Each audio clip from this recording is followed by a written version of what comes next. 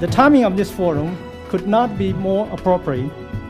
The recently concluded third plenary session of the 18th CPC Central Committee approved a series of major decisions on comprehensive reform that will assure the all-around development in ways specially crafted to guarantee the smooth continuation of China's dynamic progress.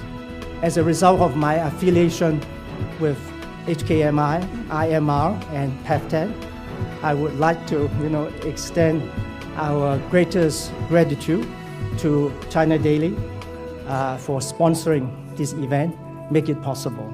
As at the end of September, a total of 211 banks participating in Hong Kong's renminbi clearing platform, including 186 branches and subsidiaries of foreign banks and overseas arms of Chinese banks. All this represents an unparalleled global payment network capable of handling renminbi transactions for different parts of the world, as well as among the various offshore markets and onshore markets in the mainland of China.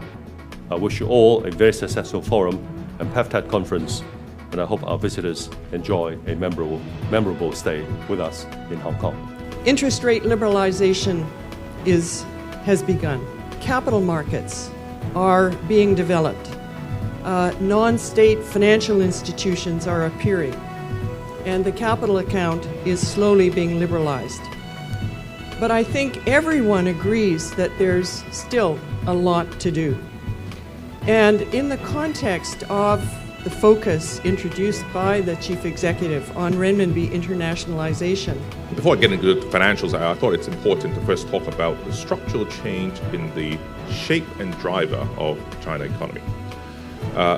Effectively, China will change from being the world factory to become the world consumer and the world investor. And I think urbanization will be a key driver in that because, look, currently China just crossed the 50% mark of urbanization, i.e. half the population live in cities. By the end of the decade, there might be 60%, and on average, an urban dweller will consume 3 times the kind of electricity, uses vastly more public transport infrastructure, etc. To think about what China did with the WTO succession in 2001. So that decision basically changed the whole landscape of global trade in the next decade.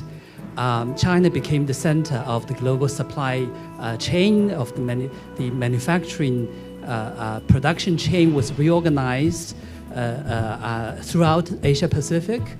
And the significance of the sentence in the decision to hasten the pace of capital account liberalization will be extremely significant in the sense that it will change the landscape of global capital flows in the decade or two ahead. In Thai politics is part of the problem. In China, politics part of the solution. So, this is what we feel that if China would under this new announcement, if they can manage the financial institution, including the so-called shadow banking sector and so on, and not using the so-called moral hazard practices that we often use in our Southeast Asian countries. This would allow us to see stability in the financial sector and would benefit us all. Thank you very much.